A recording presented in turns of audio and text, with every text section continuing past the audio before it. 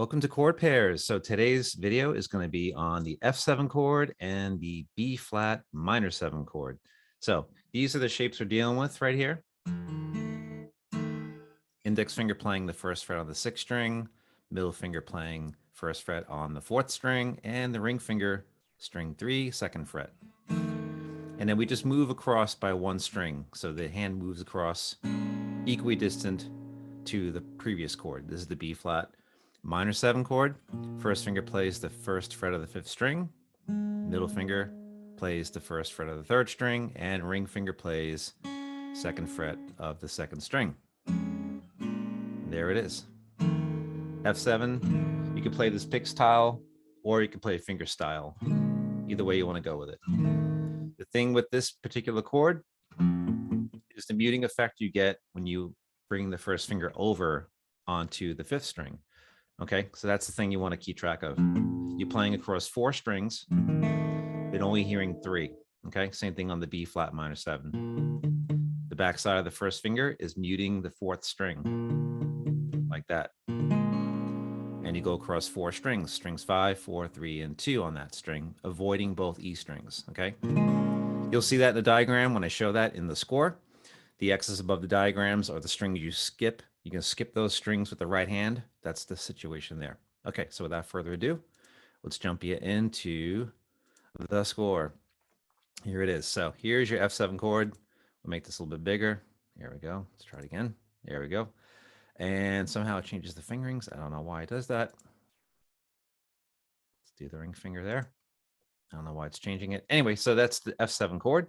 The spelling is F, A, and E flat. That's the spelling of an F7 chord. The arrangement is here on the bottom. F goes first, skipping the A string. X over the string means you avoid that string with the right hand. And you have the E flat, middle finger, ring finger plays the A. So that's within the first 2 frets. Okay, so when you go to the B flat minor 7 chord, the same thing applies. First fret for those 2 fingers, and the ring finger is playing the 2nd fret of the 2nd string, avoiding these strings, string 6, 4, and 1 with the right hand. Again, right hand's playing across 4 strings, just like in the previous chord. Back side of the first finger mutes out the D string in this case. And if you go back to the first chord again, excuse me, first finger mutes out the 5th string. Okay, the back side of the first finger comes into contact with the A string, you mute it. All right, that's the deal. Right hand plays across 4 strings all together. All right, so let me play it for you. Full score, excuse me. We have a strum pattern, down, up, down, all the way throughout for the guitar part, okay? So what you do in beat, in this case, bar 1 continues all the way through the entire example, okay? Now, if I finish this off with the strum pattern, excuse me, it's gonna be pretty much the same exact thing all the way through, right? So we have that going on. A little bit of a nice guitar tone here. Try to get a nice, excuse me, a nice type of tone on the guitar. That was the situation with that. I want to really create something nice. All right, so there's your entire strum pattern right there in the first measure, all the way throughout. Let's make sure that's all good.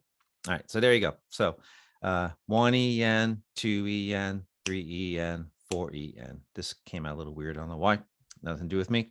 So we have down, up, down, down, up, down, down, up, down, down, up, down for the right hand. Count is 16th note strum pattern. 1 EN, 2 EN, 3 EN, 4 EN, all the way through. Okay. Nice bass line, just playing walking bass line. Drum part's got a cool part to it. There's a 2-pager, as you'll see. First and second endings, we talked about how those work. When you play from the first measure, in this case, measure 2, measure 1 is a count in to give you the tempo, which is 60 beats per minute. Okay, that might feel a little fast. So you'll hear it on the playback when I get to that. Excuse me. So you go to the first ending with the repeat facing back to the second measure, play through all this again. Then you skip over into the second measure, in this case, the second ending, not the second measure, the second ending, and you conclude on a nice whole note on F7. Okay, so you get 4 bars per chord. That's the chart. You can see it. You'll hear it in a moment. B flat minor 7, same thing, 4 bars, carries into the first ending, back to measure 2, 4 bars of F7, 4 bars of B flat minor 7 into the second ending, ending on F7. So now we'll hear it played back. Here it comes.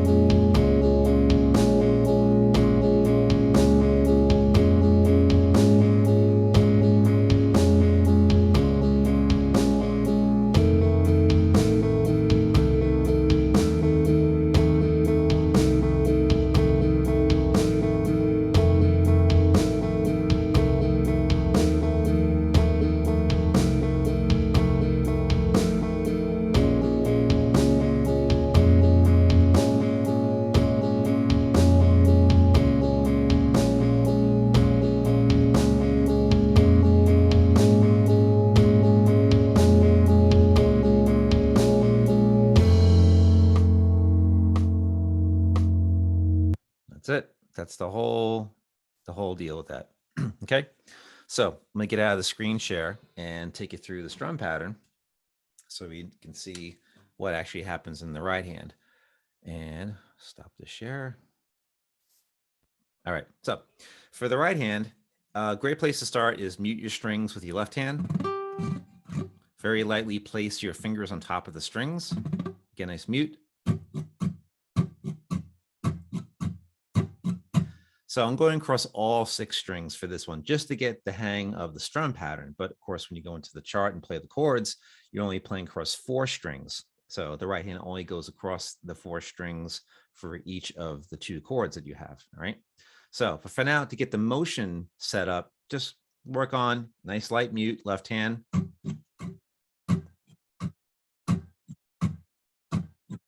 Okay. 1 E N, 2 E N, 3 E N, 4 E N. 1, 2, 3, 4. Down, up, down, down, up, down, down, up, down, down, up, down. Taking it slower than 60, by the way. So use your metronome, go through the strum pattern with that, and you can work on different increments of increasing your tempo. Always start slow. Always start slow, because if you can play it slow, which is ideal, then you can play it fast, not the other way around. Okay. So eventually get to that. You'll get to that point where you can actually work on playing through at faster speeds, and then the hand becomes more compact. When you play at slow tempos, the hand is much wider in its movement, as you can see, because you have more time. As tempos increase, the motion becomes more compact. Okay.